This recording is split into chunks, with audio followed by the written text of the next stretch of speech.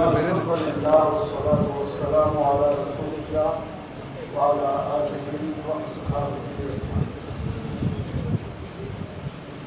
মরহুম আসাদুল হাফিজের জানাজার উপস্থিত তার শোকাহত পরিবারের সদস্যবৃন্দ, তার সহকর্মীবৃন্দ এবং আজকের এই জানাজার উপস্থিত সম্মানিত মুসলিম ভাইরা, আসসালামু আলাইকুম ওয়া রাহমাতুল্লাহি ওয়া বারাকাতুহু। মরহুম আসাদুল হাফিজ একজন মুসলমান কবি ছিলেন। মুসলিম জগতে কবির বড় অভাব। এখানে শিখ বিদাত যে কবিতা গান ইত্যাদি রচনা করা হয়, তার বিরুদ্ধে তিনি জিহাদ করেছেন এবং আলহামদুলিল্লাহ ইসলামী কবি হিসাবে এবং তার বিভিন্ন লেখনীর মাধ্যমে এটা প্রমাণ করে গেছেন ইসলামের মধ্যেও বিভিন্ন কবি সাহিত্যের ভূমিকা রেখেও ইসলামী আন্দোলনের খেদমত করা যায়।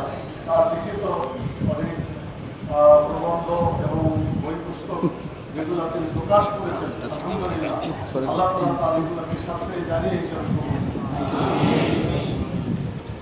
ওনার বড় ভাই বাংলাদেশ জামাত ইসলামীর সহকারী সেক্রেটারি জেনারেল মরহুম অধ্যাপক ইউসুফ আলী, তিনিও ইসলামী আন্দোলনের অনেক খেদমত করে গেছেন এবং তার ছোট ভাই হিসাবে তিনিও অত্যন্ত মজবুতির সাথে দক্ষতার সাথে যুব সমাজকে ইসলামের যে কালচার রয়েছে, কবি সাহিত্যের যে একটা বড় ভূমিকা আছে, সেই ভূমিকা তিনি প্রমাণ করে গেছেন।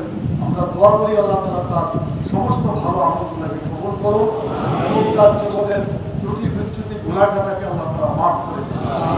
রাসূল সাল্লাল্লাহু আলাইহি ওয়াসাল্লাম জানাজার আগে দুইটা জিনিস সবারই জিজ্ঞেস করতেন এবং কোরআন মাজিদে ওটা উল্লেখ আছে। আমি আপনাদেরকেও বলছি, আমার জন্য এটা প্রযোজ্য যে ঋণ যদি থেকে থাকে তাহলে ঋণ যা পরিশোধ করা সকলেরই উচিত। ঋণ নিয়ে মৃত্যুবরণ করা উচিত নয়। এজন্য সন্তান তার পিতার জন্য বলেছেন যদি কেউ কোনো কিছু পাওয়ার থাকে তাহলে তাদের সাথে যোগাযোগ করবে এবং তার ওসিয়ত যেটা থাকে তার পরিবারের সদস্য তারা এটা পূরণ করার চেষ্টা করবেন। আমরা যারা তার সাথী আছি, একসাথে দীর্ঘদিন আমরা আন্দোলন করেছি, বাংলাদেশের মাটিতে কোরআন সুন্নাহর আইন প্রতিষ্ঠিত হোক এই স্বপ্ন নিয়েই তিনি তার সব লেখা কর্মকাণ্ড পরিচালনা করেছেন। আমরা বাংলাদেশে কোরআন সুন্নাহর আইন প্রতিষ্ঠার জন্য আমরা নিজেরাও চেষ্টা করছি। আজকে মুসলিম ভাই যারা উপস্থিত আছেন, জীবনের শেষ মুহূর্ত হলেও কোরআন সুন্নাহর আইন দেশে বিজয়ী করার জন্য চেষ্টা করে যাতে আমরা দিতে পারি, সেই আবেদন আমি আপনাদের সবার কাছে রাখছি। রাসূল সাল্লাল্লাহু আলাইহি সাল্লাম মৃতের জন্য একটা দোয়া করছিলেন, যে দোয়াটা সকলের জন্য কাম্য। এমনকি বর্ণনাকারী সাহাবী বলেছিলেন, আমি যদি মৃত্যুবরণ করতাম আর আমার জন্য যদি রাসূলুল্লাহ সাল্লাল্লাহু আলাইহি ওয়াসাল্লামের দোয়াটা করতেন, আমার জীবনটা সার্থক হয়ে যেত। সেই দোয়াটি হচ্ছে আল্লাহুম্মা ইগফিরলাহু, আল্লাহ তুমি তাকে মাফ করে দাও, ওয়ারহামহু, আল্লাহ তুমি তাকে রহম করো, ওয়াফিহি ওয়াফিহু, তুমি তাকে নিরাপত্তা দান করো, ওয়াকরিম নুজুলাহু, তুমি তাকে মেহমান হিসাবে কবুল করো, ওয়াসআ মুদখালাহু, আল্লাহ তুমি তার কবরকে প্রশস্ত করে দাও, আল্লাহ তাআলা তুমি তাকে পানি দিয়ে, বরফ দিয়ে, শিলারাশি দিয়ে পরিষ্কার করে ধুয়ে দাও।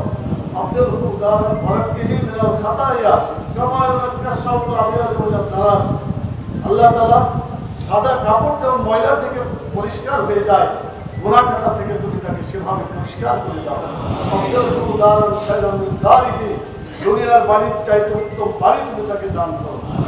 আহলান খায়রুম মিন আহলি, দুনিয়ার আহলের চাইতে উত্তম আহল তুমি তাদেরকে দান করো। ওয়াজাওজান খায়রুম মিন জাওজিহি, দুনিয়ার সাথী সঙ্গীর চাইতে উত্তম সাথী সঙ্গী তুমি তাকে দান করো। ওয়াকিলহুল জান্নাত, আল্লাহ তুমি তাকে জান্নাতুল ফিরদাউসে স্থান দান করো। ওয়াকিহি মিন আযাবিল কবর আযাবিন নার, আল্লাহ তুমি তাকে কবরের আযাব থেকে রক্ষা করো, জাহান্নামের আগুন থেকে রক্ষা করো। আমিন ইয়া রাব্বাল আলামিন।